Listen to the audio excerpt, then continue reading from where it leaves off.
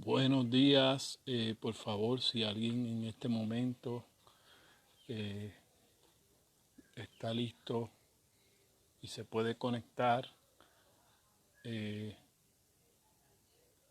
por favor, me puede verificar si se escucha el audio. En esta mañana le doy un saludo a todos los amigos, a todos los que puedan estar conectados en este momento. Continuamos con la segunda parte de el significado espiritual del gusano en las escrituras, y habíamos hablado de cómo, ¿verdad? Se describe en el libro de Job cómo el gusano comienza a representar esa vestimenta que se pone el ser humano de argumentos sin propósito, argumentos de, de muerte, que en realidad, si nosotros continuamos ese camino, pues nos lleva a la destrucción del ser humano. Pero estamos, ¿verdad?, hablando en este tema porque esto nos habla también del tiempo en que estamos viviendo, sobre lo que el sistema quiere que nuestras vidas seamos enfocados y desviados del propósito de Dios, que es en Cristo, en el Mesías. Y vamos a compartir unos pasajes en esta mañana en Isaías y en Marcos. En Isaías vamos primeramente al capítulo 14 de Isaías. Vamos a estar leyendo en el versículo 11. En Isaías, capítulo 14, verso 11.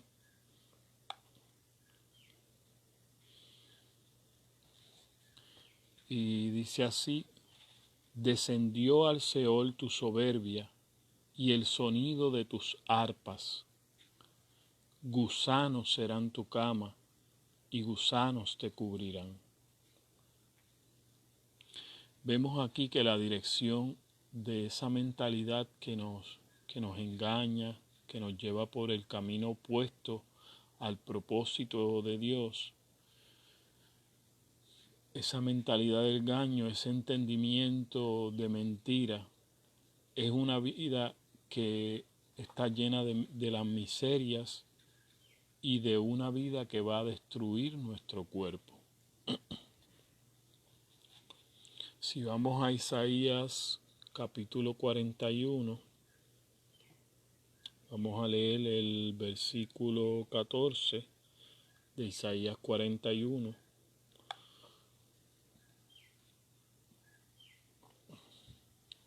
Dice así: no temas, gusano de Jacob, oh vosotros los pocos de Israel. Yo soy tu socorro, dice Jehová, el Santo de Israel es tu Redentor. Si te fijas, aquí nos está hablando de un aspecto de cómo a veces el pueblo de Dios se ve en poco, se menosprecia a sí mismo.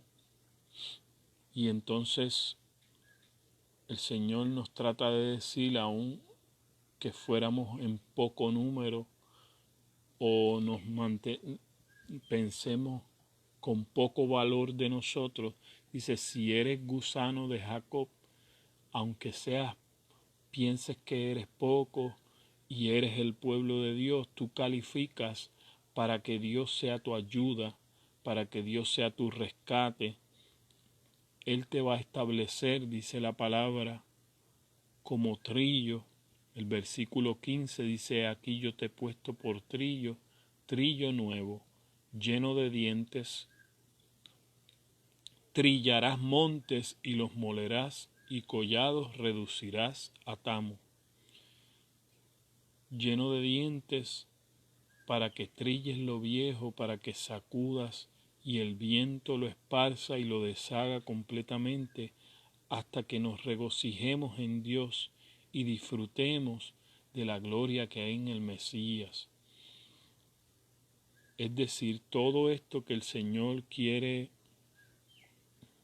destruir es tu vieja naturaleza para que tú entres al nuevo hombre en el Mesías, ¿verdad? Y seas el agrado de Dios, el agrado de nuestro Padre, Yahweh.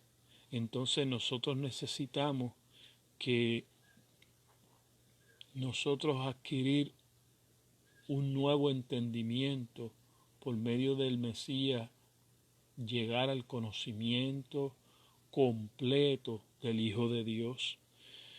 Para eso fuimos guiados por medio de, y somos guiados por medio del Mesías para tener el conocimiento del Hijo de Dios y así nosotros poder agradar al Padre. Entonces, es menester entender. Vamos entonces al capítulo 66 del libro de Isaías. Dice la Escritura, nos da una comparación entonces en este pasaje acerca del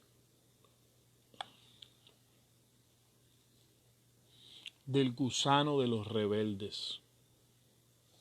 El versículo 24 dice así, dice, y saldrán y verán los cadáveres de los hombres que se rebelaron contra mí, porque su gusano nunca morirá, ni su fuego se apagará. Perdón. Porque su gusano nunca morirá, ni su fuego se apagará, y serán abominables a todo hombre. Note esto, la Biblia está asegurando que la rebelión conlleva a una destrucción total del ser humano. Y nos dice, y especialmente, ¿verdad?, estábamos hablando de la rebelión contra nuestro Dios. Dice, Dios le atribuye la característica, ¿verdad?, sobre ese gusano. Es decir, para que usted me entienda, porque su gusano, el gusano de los rebeldes nunca morirá. Es decir, por eso el Señor dice que su fuego no se apagará. Es decir, mientras haya esta vestidura que los seres humanos se adjudiquen de estar opuestos a Dios, en rebelión a Dios, siempre habrá destrucción para ellos. Eso es lo que está hablando en este pasaje. Es decir, si los rebeldes no renuncian a su rebeldía y establecen, ¿verdad?, mire, la paz con Dios por medio de su Hijo Jesucristo, por medio del Mesías, por medio de que nosotros lo conozcamos tal como Él quiere que nosotros lo conozcamos, entonces esa naturaleza, si nosotros siempre va a pasar a otra generación de rebeldes, ¿verdad? Entonces siempre Dios entonces tendría que destruir esa rebelión, ¿verdad?, destruyendo a los rebeldes. Dice, y entonces se disputaría siempre. Dios siempre va a estar en una oposición continua a ese primer Adán. Eso es lo que significa. Dios estableció que por medio del postrer Adán, en el Mesías, en el Hijo de Dios, nosotros podamos alcanzar cielos nuevos y una tierra nueva que va a estar en continua enemistad a esa vieja naturaleza.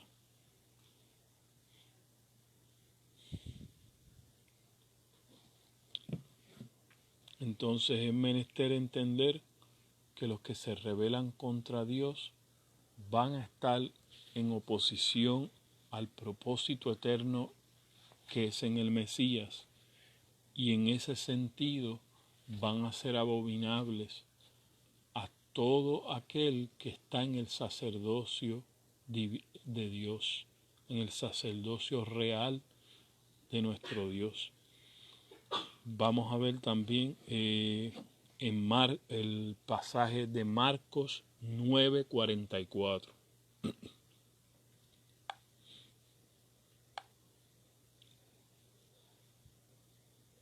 Marcos, el capítulo 9, el versículo 44. Dice así. Vamos a leer desde el versículo 43 para poder entender el contexto de lo que está hablando este pasaje. Dice, si tu mano te fuere ocasión de caer, córtala. Mejor te es entrar en la vida manco que teniendo dos manos ir al infierno, al fuego que no puede ser apagado, donde el gusano de ellos no muere y el fuego nunca se apaga. Pero es necesario también que veamos el versículo 42 para saber de qué nos está hablando el texto. Inicialmente dice, cualquiera que haga tropezar a uno de estos pequeñitos que creen en mí. Esto lo está diciendo el Mesías, el Hijo de Dios, sobre todo, ¿verdad?, los que creen en él. Mejor le fuera si se le atase una piedra de molino al cuello y se le arrojase en el mar. Es decir, está hablando de aquellos personajes religiosos que gustaban, ¿verdad?, de poner cargas en el Mesías y en el Hijo de Dios y de llevarle la contraria y de esta manera hacer que muchos se apartaran de la fe por medio del Mesías para hacer el agrado que el Padre quería hacer con ellos. Pues entonces, en este sentido es que se nos habla de que esa naturaleza carnal de un llamado hermano hay que evitarla. Por eso habla del gusano de ellos. Es decir, el gusano, un solo gusano de esa generación. Por eso nos hace entender acerca de lo mismo que nos estaba hablando el libro de Job, que nuestra vestidura es de gusanos cuando nosotros permanecemos en la manera de pensar y de entender de esta generación maligna. Entonces, eso nos explica que esto corta con toda relación con cualquier tipo de persona. Eso es lo que el Mesías, el Hijo de Dios, nos está hablando en este pasaje, que nos lleve nuevamente a la vieja naturaleza. Por eso todo argumento y toda altivez que se levanta contra el conocimiento de Dios hay que llevarlo cautivo. Eso es lo que nos dice la Escritura. Y en este pasaje se está asegurando que es necesario quitar esta forma de entender, de pensar y esta naturaleza, porque eso es lo que lleva a la destrucción del ser humano completamente, de ese fuego que no se va a apagar, porque es el juicio de Dios sobre los malos, pero en consecuencia eterna. No es que, fíjese, no es que no se habla de que Dios nos esté condenando, sino que toda acción del hombre nos lleva a una consecuencia. Dios no puede recibir a los rebeldes porque Él es todo amor y Él preparó esa nueva naturaleza para que por medio del Hijo de Dios nosotros accesemos a ser el agrado del Padre. Pero si nosotros no podemos agradar a Dios, no podemos vivir para siempre con Él. eso es de lo que nos está hablando. Entonces hay que mostrar la naturaleza del Hijo de Dios, del Mesías, a los llamados hermanos que actúan hacia nosotros con esa vieja naturaleza, ¿verdad? Nosotros tenemos que mostrar la misma naturaleza que Cristo mostró a aquellos religiosos que intentaban estorbar el propósito eterno de Dios. Entonces, nosotros tenemos que tener paz los unos con los otros. Nosotros tenemos que mantener nuestra posición en el Mesías y ante el Padre. Nuestra posición como lo hizo el Hijo de Dios para agradar al Padre. Por eso el texto, el capítulo 9 de Marcos, termina hablando de la siguiente manera, diciéndonos: buena es la sal, mas si la sal se hace insípida, ¿con qué la sazonaréis? Tened sal en vosotros mismos y tened paz, los unos con los otros. Nos está hablando de nosotros como hijos de Dios, ¿verdad? Tener la sal de Dios. Nosotros tenemos que tener una naturaleza distinta a los religiosos. Y entonces nos está diciendo, pero si nuestra sal, si nuestra naturaleza se hace, ya pierde su sazón, su sabor, entonces ¿con qué la vamos ¿verdad? a volver su sabor? Por eso nos avisa y nos anuncia la importancia de mantenernos en esa naturaleza, tener sal en vosotros, mantente en esa naturaleza de Dios, mantente con la naturaleza que el Hijo de Dios nos enseñó a nosotros, en la forma en que Él continuaba conociendo al Padre, ¿verdad? Y con el conocimiento del Hijo de Dios, ¿verdad? Como decía el Mesías siempre, todo lo que yo veo hacer al Padre es lo que yo hago. Y ese es nuestro modelaje, que el modelaje de un hijo a un padre, ¿verdad? Es por imitación, siendo nosotros, ¿verdad? Conociendo cómo es el Padre y cómo el Padre actúa. Entonces nosotros vamos aprendiendo como hijos en una familia,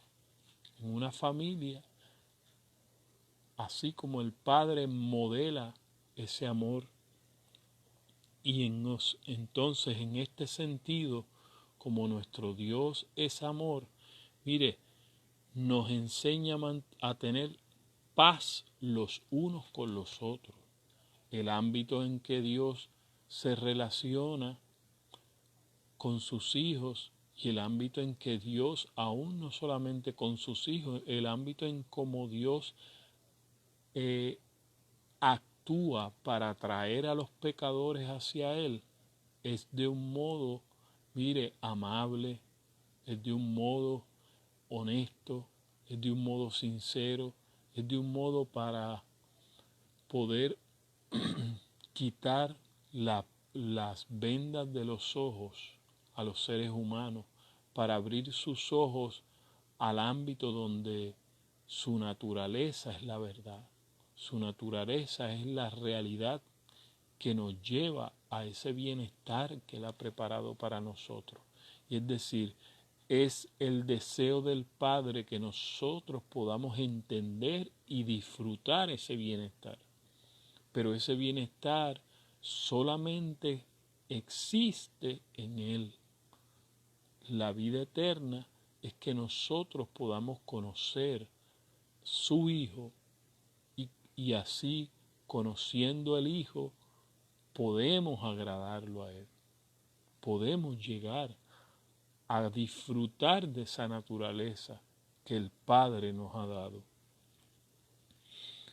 Así que la exhortación en esta enseñanza es mantenernos alejados de todas esas argumentos, toda esa mentalidad, todo ese entendimiento que pertenece a la forma de pensar de una generación maligna y perversa. Pero nosotros, en cambio, el Señor nos ve como luminares en el mundo, como en realidad la gente que porta la luz de Dios,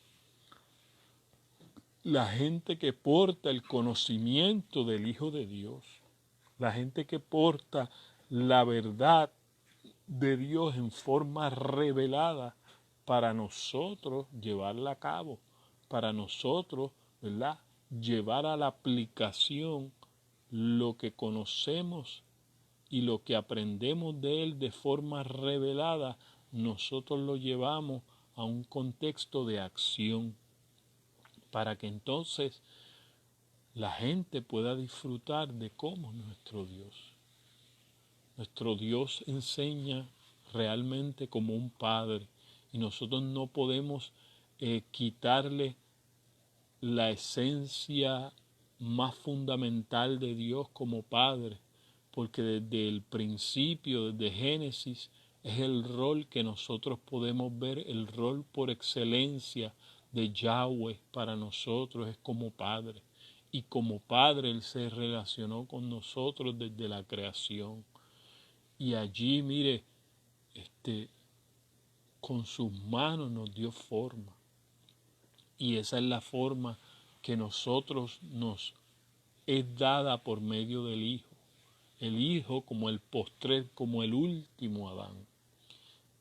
Es Dios otra vez con sus manos, ¿verdad?, con el modelaje de Cristo, dándonos la forma que Él desea darnos a nosotros también. Él es el modelo, Él es el prototipo por excelencia, el Hijo de Dios. Y Dios quiere que nosotros, por medio del Mesías, ser hechos también sus hijos.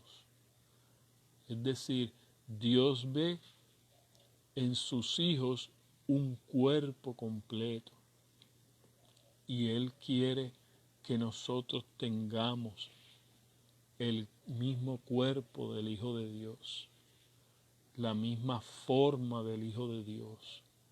Todos nosotros podemos alcanzar la misma forma del Hijo de Dios, del Mesías, y nosotros también podemos ser el agrado del Padre. Entonces, todo lo que el Señor quiera hacer con nosotros como un propósito eterno, lo vamos a alcanzar y lo vamos a lograr.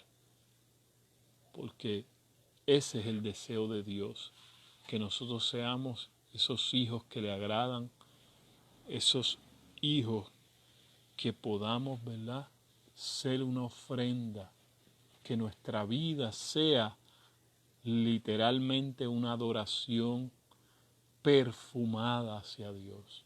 Es una vida agradándolo, una vida en que todo nuestro ser pueda expresar a Dios, pueda expresarlo, pero para que todo nuestro ser primeramente sea impregnado de Él, nosotros tenemos que ser como una fruta que tiene todo ese zumo de Dios adentro, todo ese extracto de Dios en nuestro interior.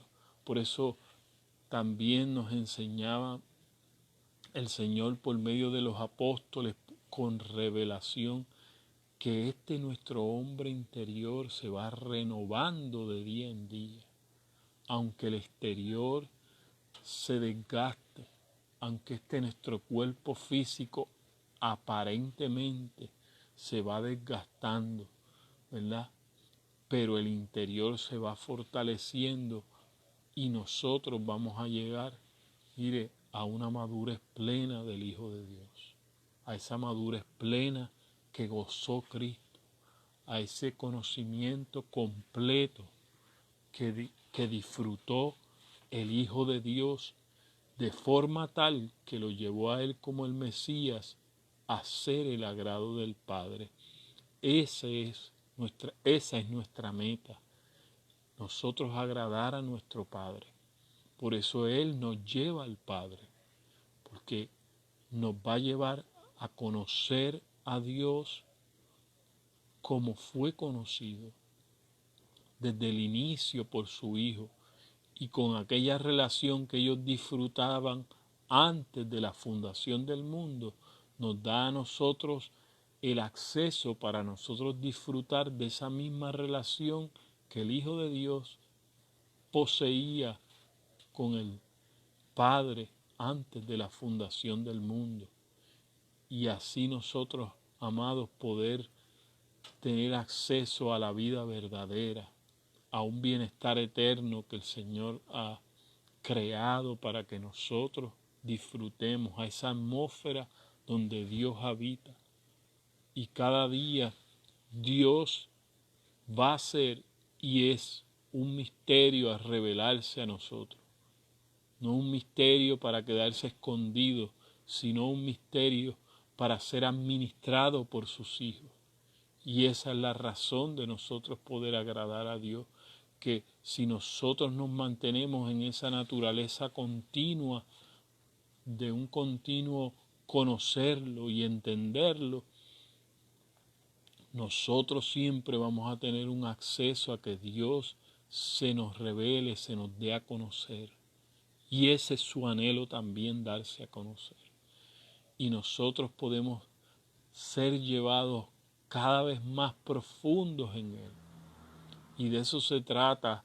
Mire, todo eso que nosotros observamos o hemos visto en el bautismo, nosotros ser sumergidos profundamente en la realidad de lo que es Dios. Ese es el anhelo y el deseo. Nosotros sumergirnos y estar cada día metidos dentro de Dios. Mi vida está escondida con el Mesías en Dios. Entonces yo necesito vivir esa realidad continuamente, que yo sea metido, que yo sea introducido profundamente en Dios, para yo disfrutar la vida de Dios de una manera real y que la realidad de Dios se pueda hacer de una manera tangible, porque para eso apareció el Hijo de Dios, para deshacer las obras del diablo. Y sabemos cuáles son las obras del diablo: matar, robar y destruir. Y es decir, Dios siempre nos va a dar una respuesta más allá de esa realidad de las tinieblas, de muerte, de destrucción. Dios tiene una realidad de resurrección, una realidad de vida, que en todo momento en las Escrituras, cada hombre y mujer de Dios que vivió esa realidad tuvo una historia de proezas, tuvo una historia de una vida absolutamente que venció todo el mal como el mal quería. Mire, desaparecer generaciones o desaparecer ese linaje de Dios, siempre hubo victoria. El linaje de Dios siempre prevalecerá y es el que heredará la tierra. Así que si nosotros creemos a la verdad de Dios, nosotros vamos a vivir esa realidad que nosotros, Dios preparó para nosotros inmortalidad juntamente con Él, y nosotros los mansos heredaremos la tierra. Note esto, que es muy importante. Por eso es que en la naturaleza de Dios siempre se nos requiere tener paz los unos con los otros, porque dentro de esa naturaleza y de esa dimensión en cómo Dios es, es que habita la victoria sobre las tinieblas. Nótelo esto. Por eso los mansos heredarán la tierra. Los mansos tendrán herencia sobre todo lo que Dios les dejará como legado, ¿verdad? Y reinaremos juntamente con Él, gobernaremos la tierra. Y este es el anhelo de Dios, que nosotros podamos demostrar ese gobierno de Dios y gobernar juntamente con Él. Y tener, mire, los